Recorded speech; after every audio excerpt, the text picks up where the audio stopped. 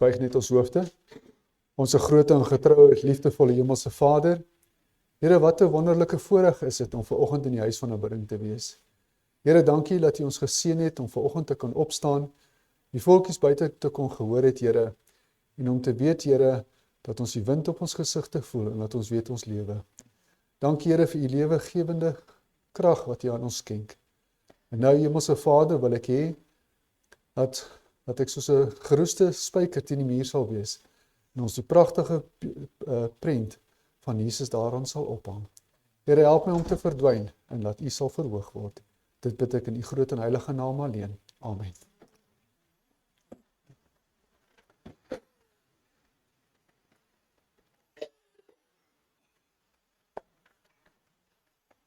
Net van my kant af wil ek net vir U en elk baie dankie sê dat ek vanoggend hier kan wees.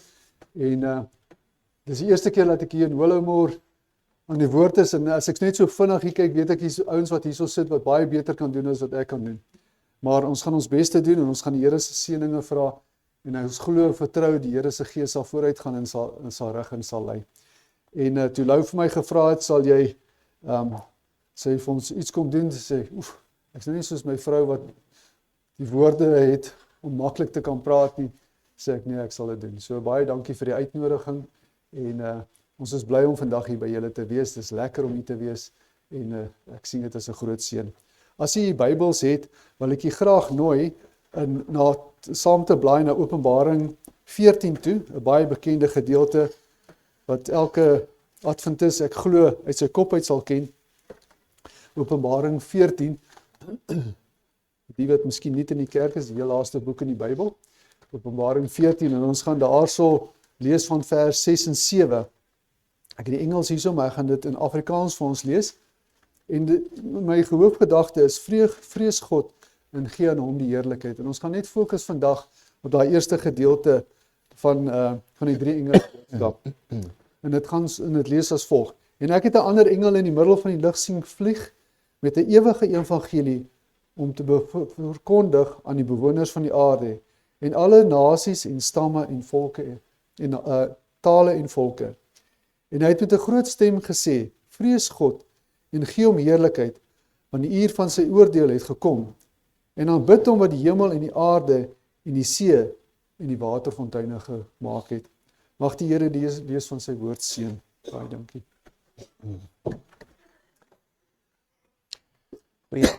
Goeiemôre almal, al ons gereelde kerklidmate. Ons is ook baie dankbaar om so bevoorreg te wees om ons Luriepark, 'n mooi klompie van julle bymekaar te sien hierso. Soos ek reeds net weer genoem het hierso, ek dink ons gaan seker met 'n 16-seater busie begin. En dan gaan ons daai Go George bus kyk op my groot ene vorentoe of ons hom kan te hier kry. Dat ons die kerkie stampvol maak, maar ons mense is bietjie skraps, so dit lyk nie elke Sabbat so nie. Dis baie wat nie hier is vandag nie. Maar baie welkom, mag julle die Sabbat saam met ons geniet. Ons sê ook, Dion, ons is baie dankbaar dat jy vandag saam met ons is hier in die kerk. Ons het jou groot gemis, ons bid. En François ook, broer François, wat ook nie altyd wel is nie. Ons is dankbaar, julle is hier so by ons in die kerk vandag, hoor. Ons eerste lied sal ons saam sing, lied nommer 8383. Ons sing al die versies, almal hartlik saam.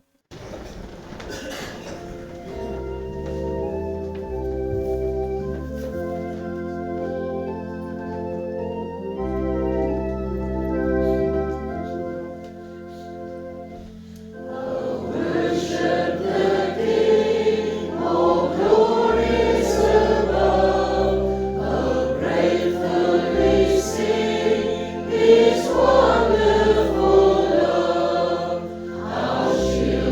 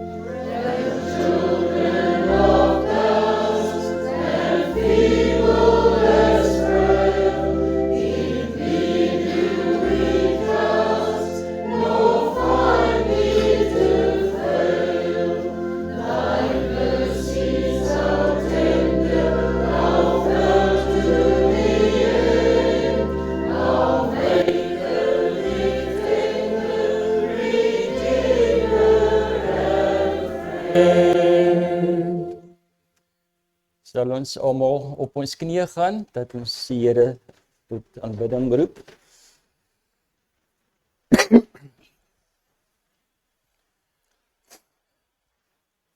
Liewe Heer, ons is baie dankbaar vir môre, vir almal wat hier teenwoordig kan wees, wat van ver af gekom het. Ons sê baie dankie Heer, dat U al veilig behoed en bewaar het op die pad, en dat hulle saam met ons kan verkeer.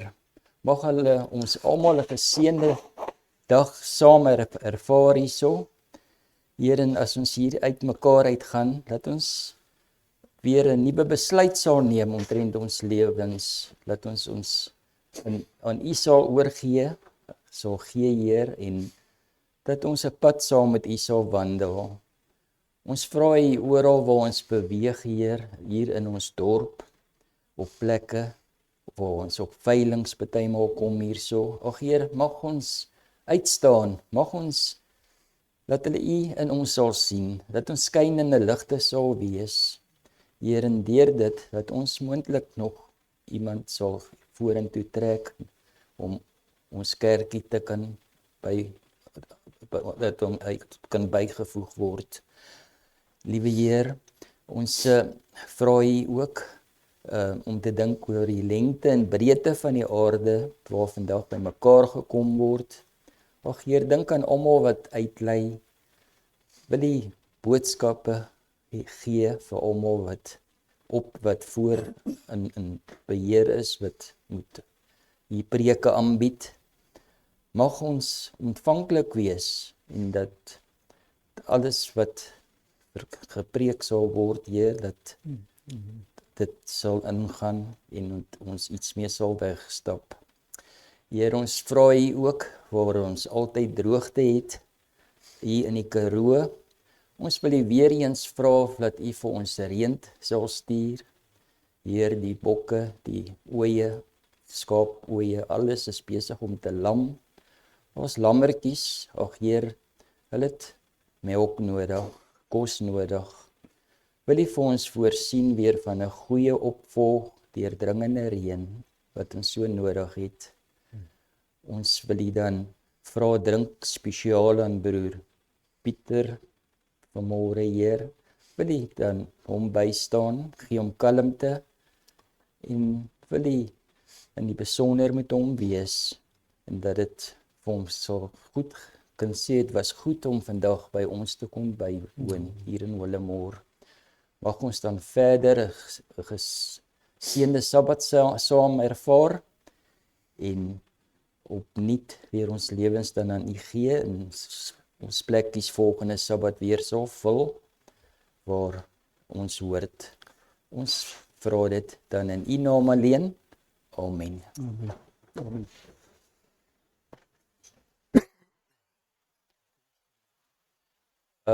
Ons is so bevoorreg vanmôre. Ons gaan 'n kinderstorietjie hê. Ons vra die kindertjies asseblief om almal vorentoe te kom. Môre vriende, gaan dit met julle? So bly om baie van julle vanoggend hier te sien. Ek gaan so staan. Anders gaan dit lyk asof julle so met julle nekke gaan seer raak om op te kyk na my toe. Julle bly seker hierso in Willemore se wêreld. En het julle spinnekoppe hier by julle? Grootes, kleintjies. Klein spinnekoppies. Jy ken julle Daddy Longleg. Het jy al so 'n spinnekop gesien? Kan nou sê vir my wat, ek het hier so 'n paar interessante goeters oor spinnekoppe gebring. Sê vir my, wat is die verskil tussen 'n spinnekop en 'n insek? Fantasties. En sy lyf, hoe lyk 'n spinnekop se lyf? Hy's 'n ronde lyfie, ja, party van sulke lekker cool ronde lyfies, ja. En nog, hoeveel liggaamsdele het 'n spinnekop?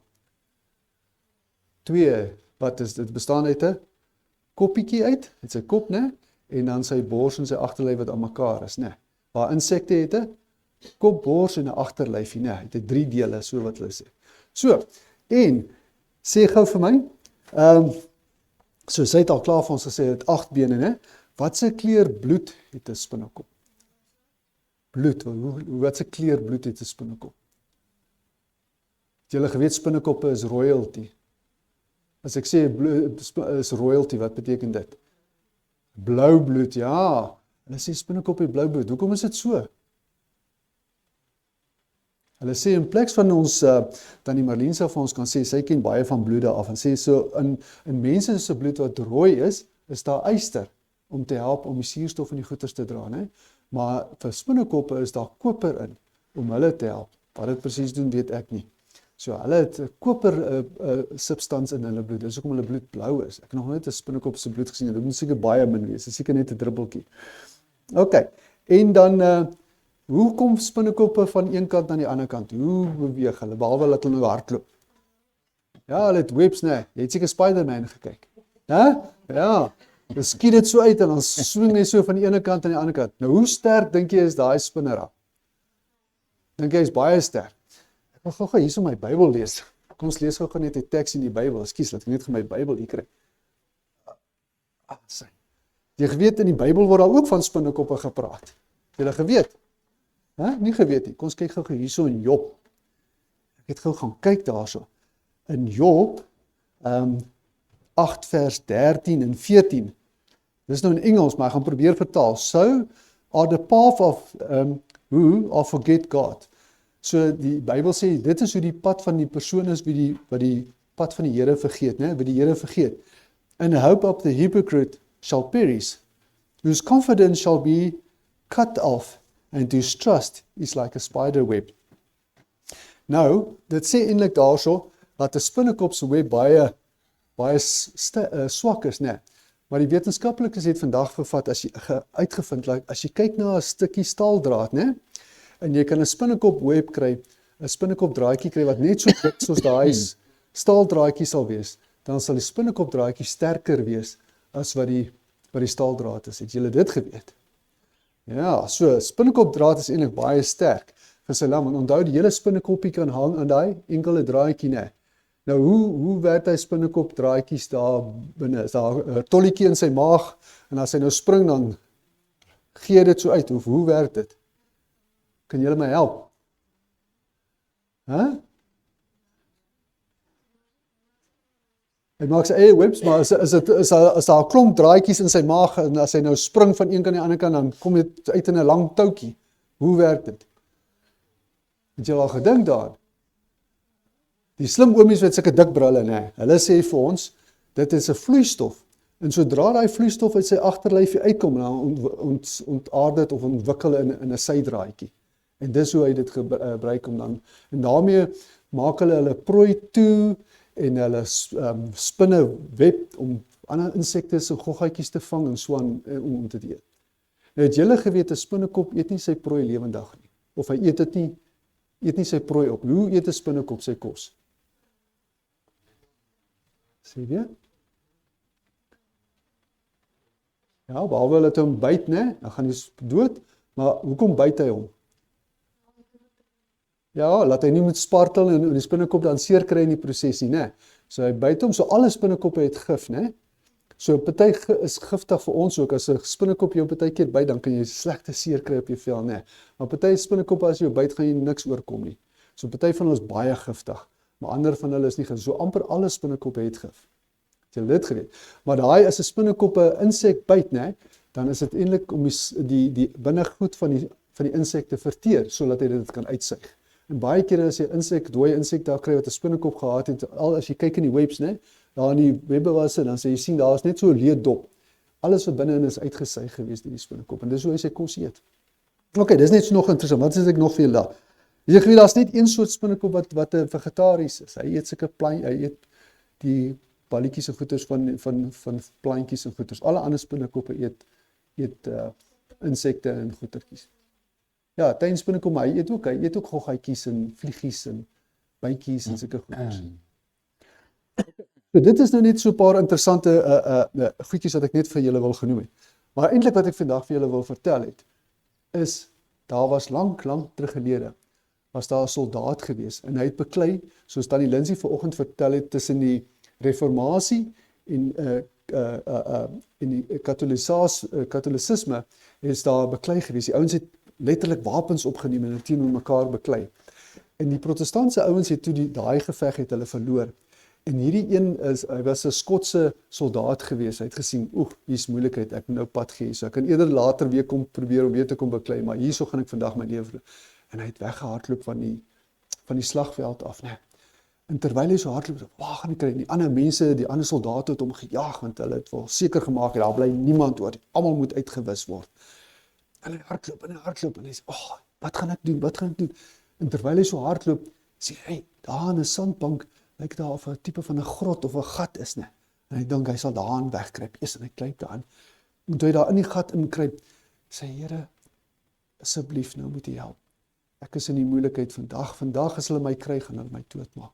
Asseblief, as U my lewe vandag spaar, dan beloof ek sal aanhou om U werk te doen en ander van die liefde te vertel. En terwyl hy so bid en sy oë oopmaak, toe sien hy so klein spinnekoppie daar staan. En die volgende oomblik, in die gat wat hy weggekruip het, sien hy die spinnekoppie begin so web span voor die opening van die gat. En hy dink, Here, dit is nie waarvoor ek gevra nie. Kan nie, as ek my gehelp het om 'n swaard of 'n geweer of so iets, dan kan ek myself verdedig. Maar hier stuur die Here 'n spinnekop om my te help. Hoe gaan die Here my ooit help met 'n spinnekoppie? En hy bid, en hy sê, Here, ek en hy is moeilik. In die volgende oomblik hoor hy, manne, ek dink ek sien voetspore hierso. Hier moes iemand hier ingehardloop het.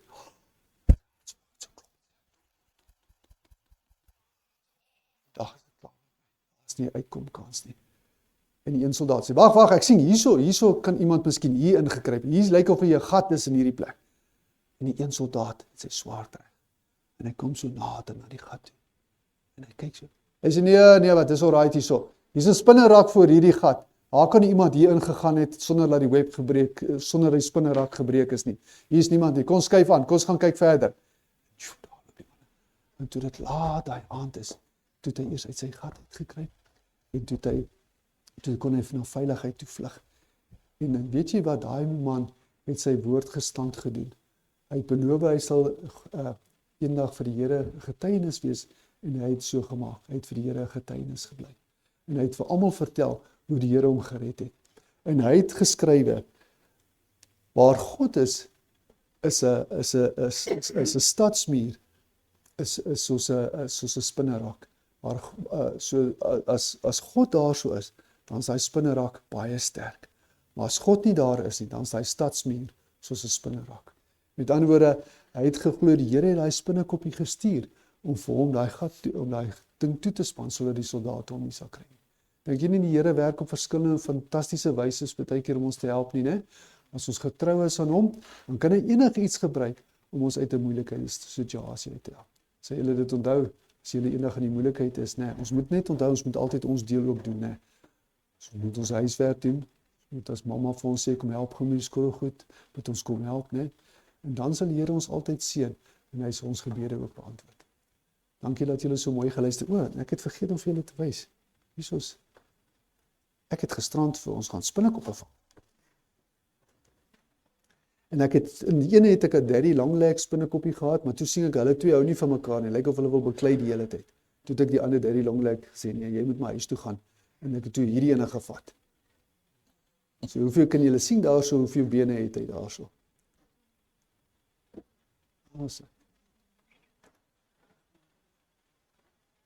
Ek sê vir Tannie Lindsay, as ek hom in my sak sit, kyk hoe vinnig hardloop hierdie een seker jagspinnekop, né?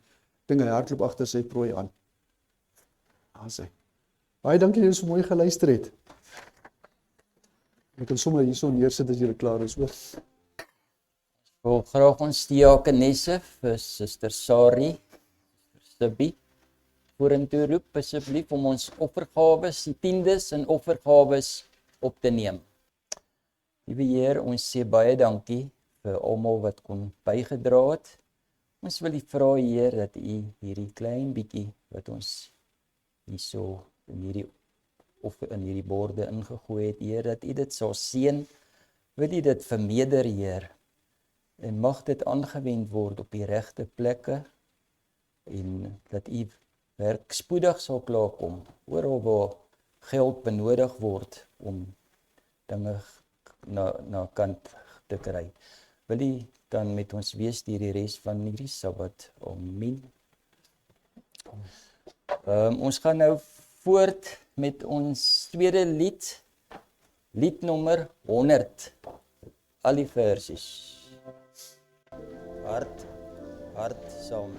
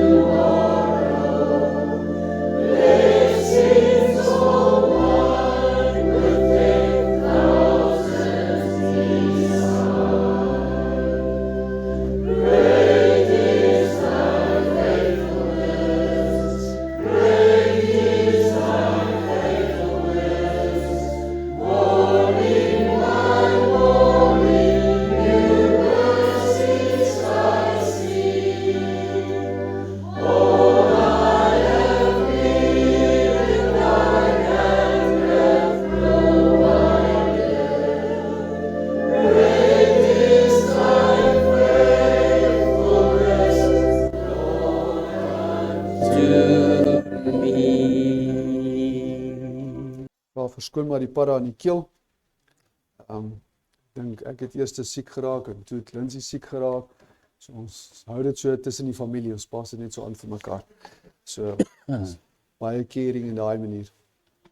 So Sydney het gesê ek moet my eie slides doen. Dankie Sydney. En ons kyk hoe gaan dit. So nee, dit is soos ek weer eens sê, baie dankie vir die geleentheid om vanoggend hier so by julle te wees. En ons vriende wat saam met ons gekom het, sê ook dankie dat julle ons so gasvry ontvang het. Het voel lekker om hier so te wees. Dis regtig 'n voorreg om hier te wees. En vanoggend se Sabbatskool, toe sit hy daar 'n klip in die bos gooi, toe dink ek maar dit is waarop die ding wat ek vanoggend voorberei het, waarna toe ons gaan afstuur. So ek hoop ek kan 'n bietjie dat ons daarbey kan aansluit wat ons vanoggend eintlik in die lesstudie bestudeer het. En dit is eintlik so fantasties dat 'n mens nie altyd jy berei 'n ding voor, maar as die Gees jou lei om hierdie ding te doen, dan bring die Here alles mooi saam by mekaar. So en ons is baie dankbaar daarvoor. So voordat ons wegspring, kom ons buig net neer ons hoofde. Hemelse Vader, baie dankie vir die geleentheid om hier te wees. Baie dankie Here vir die seëninge. Dankie vir krag en gesondheid. En dankie Here dat U beloof het, Here, wat 2 of 3 vergader, daar sal U ook wees. En Here, ons vra dat U teenwoordig hier sal wees vandag, dat U van sitplek tot sitplek sal beweeg. Here, laat U my sal wegsteek agter die kruis van Jesus. Dit bid ek in U groot en heilige naam. Amen.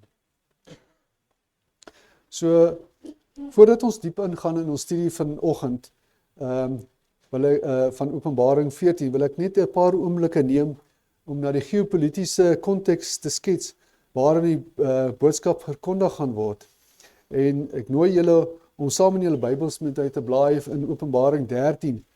Maar as julle nie julle Bybels het nie, ons het Lindsay het vir my slideshow voorberei, so as julle wil volg op die slideshow, is julle meer as welkom dit daar te doen, of julle kan ook in julle Bybels laat om seker te maak ons lees reg.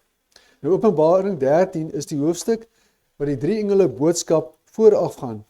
Dit skets die geopolitiese konteks waarin die boodskappe van die 3 engele boodskap verkondig gaan word, of sal word. En dan lees ons daarso Openbaring 13 vers 1 en 2, en ek het op die sand van die see staan, ek dink ek het een te vinnig gaan sien, is dit nie? So, en op die sand van die see gestaan, en ek het 'n dier uit die see sien opkom, met 7 koppe en 10 horings, en op die horings 10 krone, en op die krone 'n godslasterlike naam. En die dier wat ek gesien het, was soos 'n luiperd, en sy pote soos die van 'n beer, en sy bek soos die bek van 'n leeu. En die draak het hom sy krag en sy troon en groot mag gegee. Hier in Openbaring 13 sien ons 'n dier wat uit die see uit opkom, en volgens Openbaring 17 vers 15 weet ons wat dit beteken. En dit sê vir ons daarso, dit stel volke, menigte en nasies en tale voor, as die dier wat uit die see uitkom. Met ander woorde, hierdie dier kom uit 'n digbevolkte gebied tevore. Dit is ook saamgestelde dier, 'n dier wat bestaan uit verskillende elemente, soos wat jy so opgelet het.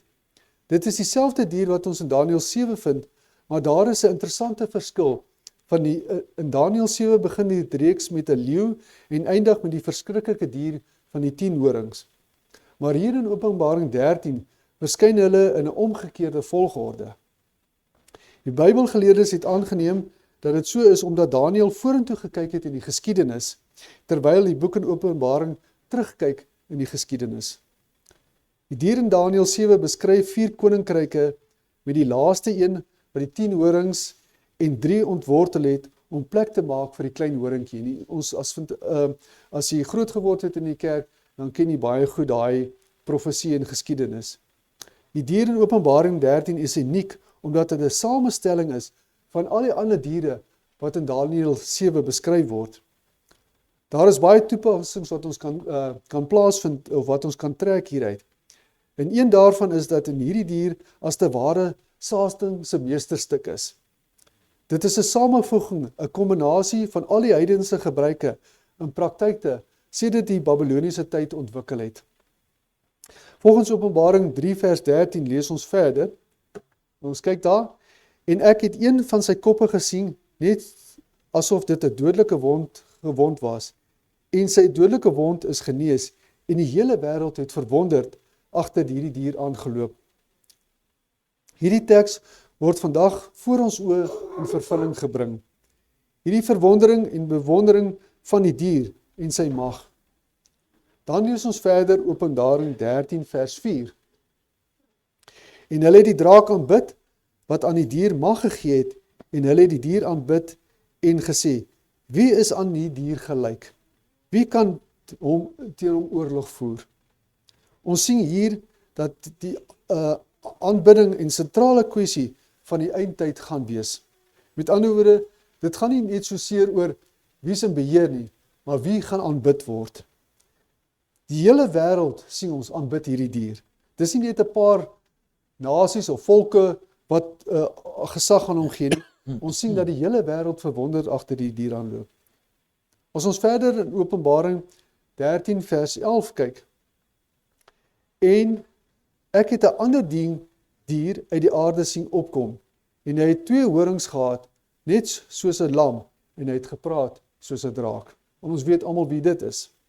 Die Bybel dui aan dat hierdie 2 diere van Openbaring met die eerste dier sal saamwerk, en daar sal 'n afdwinging van aanbidding wees. Let op wat Openbaring 13 vers 15 gesê word. Ekskuus. En ons lees as volg. En dit is aan hom gegee om 'n gees aan die beeld van die dier te gee, sodat die beeld van die dier ook sou spreek en maak dat almal gedood word wat die beeld van die dier nie sou aanbid nie. Let op die 3 elemente wat hier genoem word: aanbidding, eer en heerlikheid. En daar is die vrees vir die dier. Dit is in hierdie geopolitiese konteks dat die eerste engelse boodskap verkondig gaan word. En dis hoekom ek aan die begin gesê het, hierdie dinge is besig om in ons midde, soos wat ons vandag hier sit, vervul te word. Ek wil net hier 'n oomblik stil staan en moet baie versigtig wees dat ons nie so politiek raak nie, dat ons uiteindelik onbybels word nie. Want as ek in die Bybel reg lees, gaan daar 'n tyd kom dat dit as onpatriotisties beskou sal word om die woord van die Here te verkondig. Ons moet versigtig wees dat ons nie so vasgevang word in politieke gesprekke en politieke verdeeldheid dat ons die groter prentjie verloor nie. En hoekom sê ek dit? Want dit het al gebeur. Daar is 'n boek met die titel Hitler's Cross. Nou wat daar gebeur het, is dat die protestantse Duitsland, die predikante van Duitsland, het hulle geskaar aan nazisme. Met ander woorde, hulle het hulle geskaar aan Hitler se kant. Daar is 'n foto in hierdie boek waar die swastika en die kruis langs mekaar afgeneem was. 'n Mens sien dat predikante hulle lojaliteit aan Hitler gegee het. En dit is mense wat volgens die Bybel gepraat het. Hulle het so politiek geraak dat hulle eintlik onbybels geraak het. En ons moet versigtig wees, veral binne hierdie konteks, want vriende, as ons vasgevang word in hierdie politieke masjinerie, sal ons nie in staat wees om die eerste Engelse boodskap te verkondig nie, nog minder die tweede en die derde Engelse boodskap. Terwyl al die dinge op 'n geopolitiese toneel plaasvind, lees ons in Openbaring 14 vers 1, en ek het gesien en kyk, die lam staan op die berg Sion, en saam met hom 144.000 met sy Vader se naam op hulle voorhoofde geskrywe. En in Openbaring 14 vers 6 lees ons dat die eerste engel die ewige evangelie het. En die ewige evangelie is moontlik gemaak deur die werk van die lam. Kom ons kyk na die woorde van die eerste Engelse boodskap, soos wat ons vanoggend al klaar gelees het. Openbaring 14 vers 6 en 7. En ek het 'n ander engel in die middel van die lug sien vlieg met 'n ewige evangelie om te verkondig aan die bewoners van die aarde en alle nasies en stamme en tale en volke. En dan gaan dit voort. En hy het met 'n groot stem gesê: Vrees God en gee hom heerlikheid, want die uur van sy oordeel het gekom. En aanbid hom wat die hemel en die aarde en die see en die waterfonteine gemaak het. Daar is baie aspekte waarop ons kan fokus vanoggend. Maar ek wil net op hierdie paar spesifieke woorde fokus.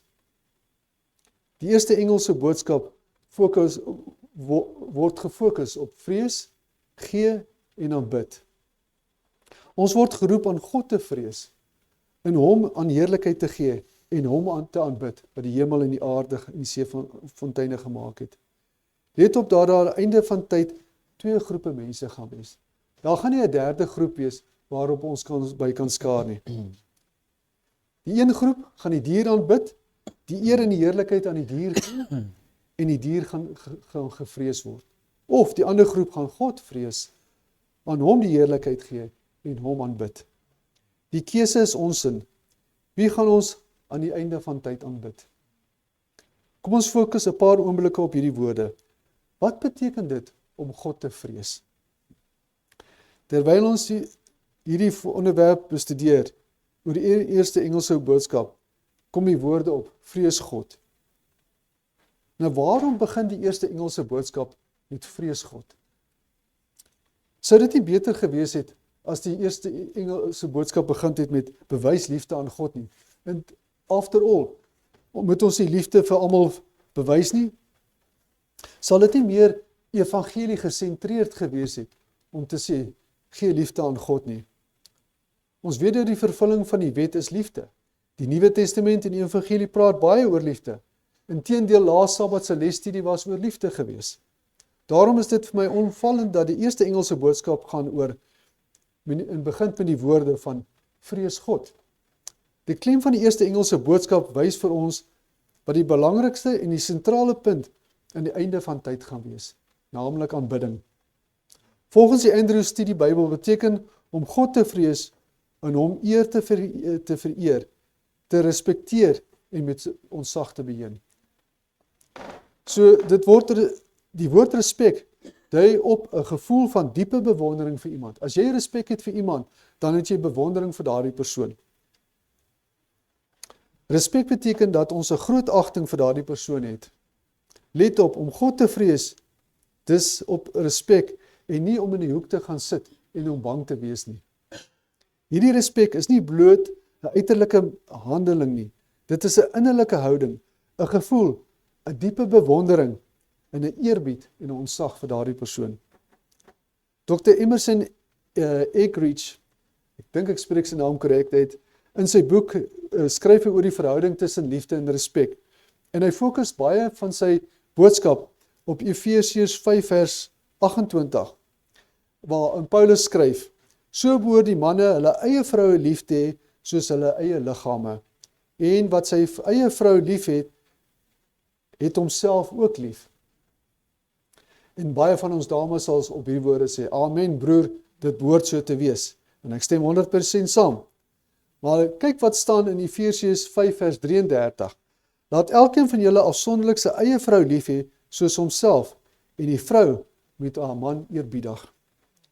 Die Bybel leer ons hier dat vroue nie hulle mans, die Bybel leer nie hier dat die vrouens nie hulle mans moet lief hê nie, of dat mans nie hulle vroue moet respekteer nie. Die punt is eerder dat daar verskillende uitdagings in so 'n verhouding is. As jy vir enige man vra, het jou vrou jou lief? Sal seker 99% van ons mans sê, natuurlik het my vrou my lief. Maar as jy vir die man vra, respekteer jou vrou jou? Dan sal baie man sê, laat ek 'n bietjie dink oor daai ene. Ons leef in 'n tyd waarin daar baie gepraat word oor onvoorwaardelike liefde. Maar volgens Dr. Emerson is respek ook 'n vorm van liefde. Dikwels is die bose kringeling van 'n huwelik konflik gebeure die volgende. Wanneer 'n man voel hy word nie gerespekteer nie, regeer hy deur liefdeloos op te tree. En wanneer 'n vrou voel dat sy nie liefde kry nie, of liefdeloos opgetree word teen haar, reageer sy deur nie respek te gee nie. Dr. Emerson sê dat die mees geestelike volwasse persoon in die verhouding, wie dit ook al mag sê, wie dit mag wees, die man of die vrou, ek gaan daardie persoon onvoorwaardelik lief hê en ek gaan hom respekteer. En so kan 'n nuwe kringloop in die verhouding begin. In 'n huweliksverhouding is liefde en respek albei ewe noodsaaklik. In die eerste Engelse boodskap plaas 'n besondere klem op respek. Kan dit wees dat ons in vandag se kultuur leef wat 'n valse verhouding met God bevorder het? 'n Verhouding van liefde is so beklemtoon dat respek verminder word. Die vraag wat ons onsself behoort te vra, word God vandag se kultuur gerespekteer? Die eerste Engelse boodskap is vrees God. Dit impliseer respek, eerbied en ontzag. Daar word 'n storie vertel van 'n komediant wat baie senuweeagtig geword het toe hy na die Withuis genooi was. Hierdie man het gewoonlik grappies gemaak oor almal waarmee hy in kontak gekom het, selfs met die president. Maar toe hy die Withuis genooi word, het hy besluit hy gaan 'n 3-pak soet aantrek om na die geleentheid te gaan. Alhoewel die geleentheid 'n openlik geleentheid was en die mense baie informeel geklee was. En die vraag is waarom het hy besluit om 'n soet aan te trek? En die antwoord was omdat hy die amp gerespekteer het. Die amp van die Withuis. Met ander woorde, ons voel van eerbied en ons sag vir 'n persoon of 'n posisie beïnvloed ons hoe ons teenoor daai persoon gaan optree. Wanneer jy iemand respekteer, beïnvloed dit die manier waarop jy praat met so 'n persoon. En vandag word God soms verlaag tot niks minder nie as 'n boyfriend of 'n buddy wat ons kan praat en sê net soos wat ons wil. Want daar is min respek in ons sag, in ons verhouding, in ons gedrag teenoor God soms. Daarom begin die eerste Engelse boodskap met vrees God en gee hom heerlikheid. As ons kyk na Prediker 12 vers 13, sê dit vir ons, die hoofsaak van alles wat gehoor word is, vrees God en onderhou sy gebooie, want dit geld vir alle mense. Met ander woorde, ons respek vir God, ons ontzag vir hom en ons eerbied vir hom, lei daartoe dat ons sy gebooie onderhou en bewaar. Liefde is die grondslag van ons optrede, maar ware liefde word ook deur respek weerspieël. Respek is 'n belangrike deel van ons verhouding met God. Die tweede deel van die eerste Engelse boodskap is, gee aan hom heerlikheid. 2 tekste in die Nuwe Testament help ons om die begrip beter te verstaan. En ons kyk daar na Matteus 5 vers 16. En dit lei soos volg, laat julle lig so skyn voor die mense, dat hulle julle goeie werke kan sien, en julle Vader wat in die hemel is, verheerlik. Dit is interessant. Die eerste Engelse boodskap met vrees God, respekteer God, dan volg gee aan hom heerlikheid. En dit impliseer goeie werke. Goeie werke bewaarborg nie ons redding nie, maar volgens Jesus se woorde in die bergpredikasie, bring ons goeie werke heerlikheid aan God. 1 Korintiërs 10 vers 31 lei as volg, as julle dan eet of drink of enigiets doen, doen alles tot verheerliking van God. Wat ons aan ons liggame doen, kan dus heerlikheid aan God bring. Kan dit wees dat ons in die eindtyd en selfs nou reeds in ons hedendaagse samelewing 'n populêre evangelie hoor wat sê dat genade vir ons toestemming gee om enige lewenstyl te leef waarin ons gemaklik voel. Dat dit nie saak maak wat ons met ons liggame doen nie. Dat ons tattoos kan hê. Wat jy nie jou liggaam inneem, dit maak ook nie saak nie. Wat jy aan jou liggaam aantrek, dat ons kan leef soos ons wil. Maar die eerste Engelse boodskap roep ons uit om aan God heerlikheid te gee. En dan die laaste ene is aanbid hom. Hier volg 'n treffende aanhaling van William Temple. Nou jy sal vra, nou wie was William Temple geweest? Nou hy was 'n Engelse Anglikaanse teoloog en prediker en onderwyser geweest wat gedurende die eerste helfte van die 20ste eeu gelewe het. En ek het net gedink die manier hoe hy dit gestel het is baie interessant. Worship is the submission of all our nature to God. It is a quickening of the conscience. By His holiness, the nourishment of mind with His truth, and purifying of imagination by His beauty. The opening of the heart to His love, and the surrender of His will to His purpose, and all this gathered up in the adoration is the most selfless emotion of which our nature is capable of. Dit is aanbidding. Aanbidding is 'n universele menslike behoefte om iets of iemand te aanbid, maar ons word gewaarsku teen die aanbidding van die dier en die draak. Die Skepper God, alleen die Skepper God is biddingswaardig. Ek wil vir 'n oomblik teruggaan en vanuit 'n ander hoek na die klem van die eerste Engelse boodskap kyk. Die eerste Engelse boodskap roep ons God te vrees, aan hom heerlikheid te gee en hom te aanbid. Dit laat ons belangrike vraag ontstaan. Wie word hier geroep om dit te doen? Die antwoord is natuurlik ons. Wie word geroep om God te vrees? Ons word geroep om God te vrees. Wie word geroep om heerlikheid te gee? Ons. En wie word geroep om hom te aanbid? Ons. Dit bring ons die belangrikste teologiese vraag waaroor Christene seker meer as 2000 jaar lank gedebatteer het oor. En ons het dit vanoggend weer in die les ook gehoor. Die vraag is, wat is God se deel en wat is die mens se deel in redding? Met ander woorde, hoeveel van die verlossing is God se werk? En is daar enigiets wat ek van my kant af kan doen? En hoe hou geloof en werke met mekaar verband? Hoe pas wet en genade by mekaar? Hierdie vraag het deur die hele geskiedenis van Christelike teologie 'n voortdurende spanning geskep. Soveel seer dat die mense amper in oorlog toe gegaan het daaroor. Op die oog af lyk dit asof die eerste Engelse boodskap 'n sterk klem op ons reaksie. Ons is immers diegene wat geroep word om God te vrees, aan hom heerlikheid te gee en hom te aanbid. Terwyl hierdie boodskap bestudeer het ek dit besonder interessant gevind. Die eerste Engelse boodskap is die boodskap wat na die hele wêreld moet gaan, voordat Jesus uitkom. Tog plaas dit 'n beduidende klem op die mense se reaksie op God. Op die oppervlak sou iemand anders kon aflei dat die klem hoofsaaklik op mense se deel eerder as op God se deel val. Met die boodskap ook duidelik op 'n menslike reaksie. En dit is waar die balans belangrik word. Die mens wat God se finale boodskap aan die wêreld verkondig, moet die Bybelverhouding verstaan. God se werk en ons reaksie, geloof en werke, genade en gehoorsaamheid. Deur die geskiedenis heen het hierdie teologiese beginsels heen en weer geswaai, na die een kant en dan na die ander kant toe. Aan die een kant was daar diegene wat byna uitsluitlik God se deel in verlossing beklemtoon het. Aan die ander kant was daar diegene wat mense se deel en menslike verantwoordelikheid sterk beklemtoon het. En die teologiese standpunt wat God se rol sterk beklemtoon is deur die predestinasies, veral soos die verkondiging teen die Calvinistiese teologie afgekondig.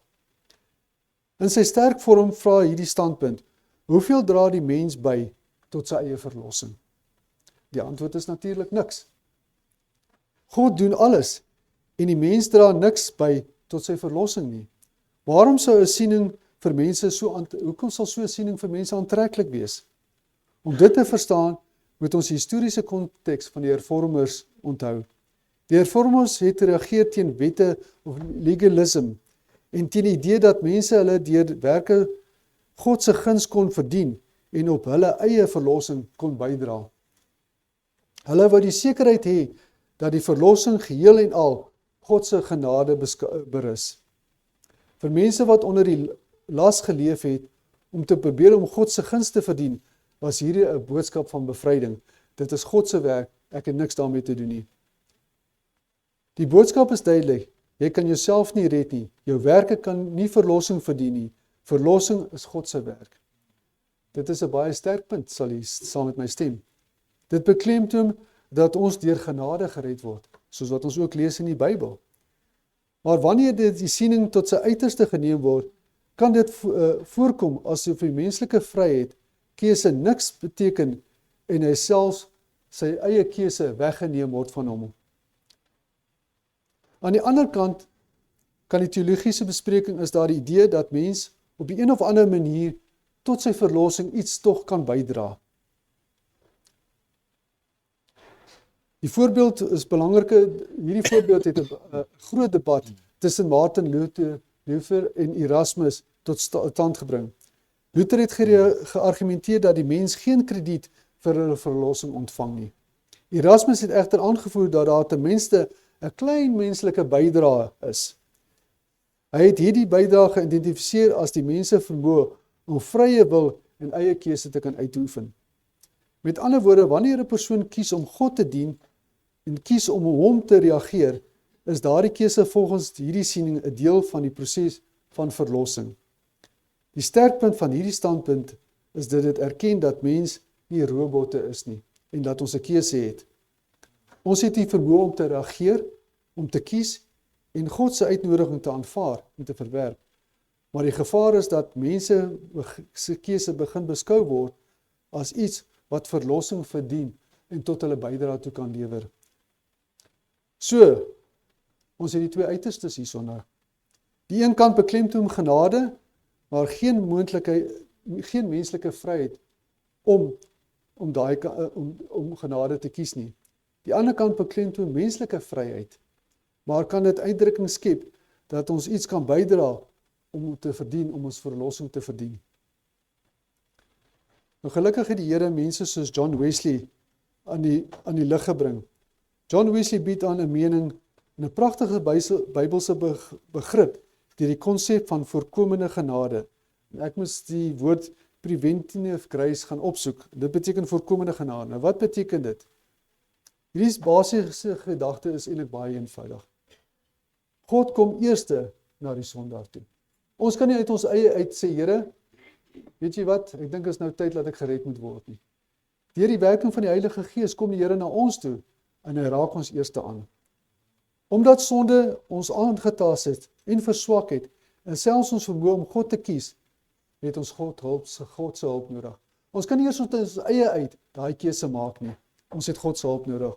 Ons kan onsself nie eers geluk wens omdat God ons gekies het nie, asof ons deel gehad het en ons eie krag gedoen het nie. God se genade kom na ons toe. Dit wek ons op. Dit stel ons in staat, versterk ons wil, sodat ons op sy roepstem kan reageer. Dink net hoe mooi hierdie waarheid is. Selfs ons vermoë om God te kies, is 'n geskenk van God. Ons begeerte om God se hulp te nodig, ons begeertes het God se hulp nodig. Met ander woorde, daai begeerte om naby aan hom te kom, is nie uit ons eie uit nie, dit kom van God af. Ons verstand het sy lig nodig. Ons wil het sy lewenskrag nodig. Dit beteken dat ons eerlik na God kan kom en sê, Here, ek het nie eers die begeerte hiervoor nie. Gee asseblief vir my daardie begeerte. Dit is die mooi van God se genade. God neem die inisiatief. God gee die krag. God stel ons in staat. Ons word geroep om op sy genade te reageer. Die eerste Engelse boodskap herinner ons dus daaraan dat die evangelie nie slegs gaan oor wat God vir ons gedoen het nie, maar ook oor die reaksie wat sy genade in ons voortbring. Ons word geroep om God te vrees, aan hom heerlikheid te gee en hom te aanbid. Daar is byna 'n geheimnis in die verhouding tussen God se deel en die mense se gedeelte. As ons kyk na Filippense 2 vers 13, lees ons, want dit is God wat julle werk om die wil sowel as om te werk na sy welbehae. Ekskuus. Ons haal hierdie teks dikwels aan. Dit is duidelik. Dit is God wat in ons werk. Baie predikante sal sê, staan terug, laat God sy werk doen. En ja, God se werk is inderdaad die klem van hierdie teks. Maar hoeveel van ons het die res van die teks gelees, of die teks vooraf gelees? In Filippense 2 vers 12, werk julle eie heil uit met vrees en bewing. Is dit werklik wat Paulus hierso skryf? Werk julle eie heil uit met vrees en bewing. En onmiddellik daarna lees ons, want dit is God wat julle werk, om die wil sowel as om werk na sy welbehae. Met ander woorde, daar is 'n verhouding tussen hierdie twee. Ons ontvang absoluut geen krediet vir ons verlossing nie. Ons het absoluut geen manier om ons verlossing te verdien nie. En tog is daar 'n samewerking tussen God se deel en die mens se deel. Dit is belangrik dat ons hierdie twee as waarhede saamwerk. Ons is nie passiewe voorwerpe waarop God bloot moet werk nie. En ek dink die beste manier om dit te beskryf, en as jy al gesien het hoe 'n chirurg met iemand te werk gaan wat 'n breinoperasie ondergaan, dan sal ons dit miskien beter verstaan. Terwyl die chirurg aan die persoon se brein werk, is hierdie persoon tot sy volle bewussyn. Want elke keer as hy 'n verandering of 'n ding of sny, dan vra hy die hele tyd vir die pasiënt, kan jy dit doen, kan jy dit doen, kan jy dit beweeg?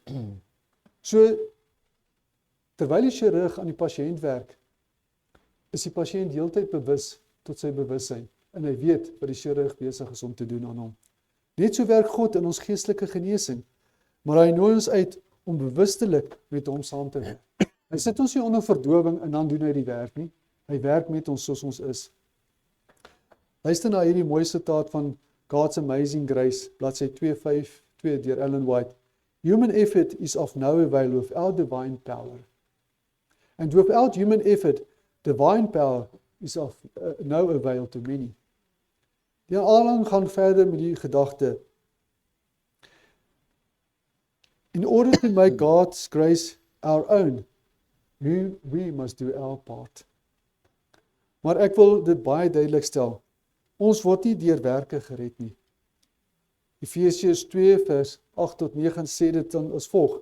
Want uit genade is julle gered, deur die geloof en nie uit julleself nie. Dit is 'n gawe van God, nie uit werke nie, sodat niemand mag roem nie.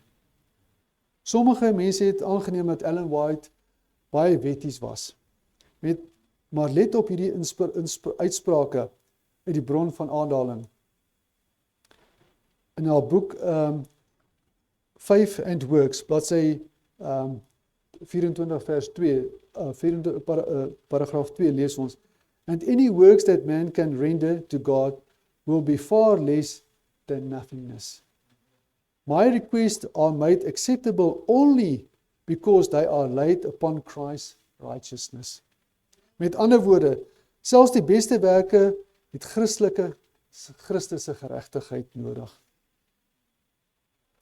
Aan die einde van tyd gaan daar twee groepe mense wees wat die ewige evangelie verkondig en wat die verhouding tussen geloof en werke verstaan. In Johannes 15 vers 4 en 5 lees ons, bly in my, soos ek in julle. Net soos 'n loot geen vrug kan dra van homself nie, as hy nie in die wynstok bly nie, so julle ook nie in julle eie bly nie. Ek is die wynstok en julle is die lote. Wie in my bly, ek in hom, hy dra vele vrug, want sonder hom kan julle niks doen nie. Die pampoenputte in die grond. Jesus gebruik 'n beeld, 'n illustrasie, om ons te help te verstaan hoe geloof en werke met mekaar verband hou. As ons in Christus bly, sal ons vrug die natuurlike gevolg daarvan wees. Ellen White skryf in Steps to Christ, bladsy 73, when Christ dwells in the heart, the whole nature is transformed. The Spirit of Christ and His love soften the heart, subdue the soul, and direct the thoughts and desire towards Christ and heaven. Maar ons kan onsself vra, hoe woon Christus in my? Die antwoord word duidelik vir ons gesê, deur die Heilige Gees. In Johannes 3 vers 24, hieraan weet ons dat hy in ons bly, aan die Gees wat hy in ons gegee het. Met ander woorde, Jesus woon in die Christen deur die werking van die Heilige Gees. Daarom moet om die eerste Engelse boodskap te kan uitdra, het ons meer as ooit tevore die werking van die Heilige Gees in ons lewens nodig. Vriende, dis nie een keer vervul, altyd vervul nie. Luister na Dwight L. Moody, soos hy dit stel. Soos van die lig af, is dit nie? Ok, kom ek lees vir ons wat hy geskryf het. Many people think that because they have been filled once, they will be filled forever. Oh, my friend, we are porous vessels. Therefore, we need to remain continually under the fountain in order to be filled. We are porous vessels, therefore, we need to remain continually under the fountain. Ons is stikkende vate, ons het daagliks nodig om deur die Gees gevul te word. Ek het in my leeftyd 'n paar maratonne gehardloop. En sê net maar ek het 2 liter of 5 liter water nodig vir die hele maraton. Help dit nie, ek drink al die water op een slag nie. Soos wat die wedloop aangaan, moet ek gereeld water inneem, om seker te maak, dat ek nie sal dehydreer nie. Net so het ons nodig om elke dag die Heilige Gees te vervul te word, vir voorbereiding van die finale krisis wat op ons wag. God gaan 'n groep mense hê, wat deur die tyd van benoudheid sal kom. Maar voorbereiding vir daardie tyd is nie iets wat ons later kan doen nie. Ons moet dit nou doen. Ons moet daagliks ons lewens aan hom toewy. Acts of the Apostles, bladsy 56 skryf, "The devoted follower of Christ finds wonderful comfort in the knowledge that even Christ, during his life on earth, sought his Father daily from a fresh supplies of needed grace." Dit is 'n daaglikse ervaring, vriende. Ons word geroep om God te vrees, nie omdat ons bang is vir hom nie, maar dat ons respek het vir hom. Om hom met heerlikheid te aanbid en daardeur ons goeie werke te toon. Om hom te aanbid wat die hemel en die aarde en see gemaak het, dat hy vir ons eerste kom soek het. Hoeveel van ons wil vandag sê, help my om gereed te wees om die evangelie te verkondig aan die wêreld. En ek sluit af met hierdie skrywe in Sagaria 4 vers 6. Nie deur krag of deur geweld nie, maar deur die Gees sê die Here van die leerskare. Amen. Mag die Here ons seën.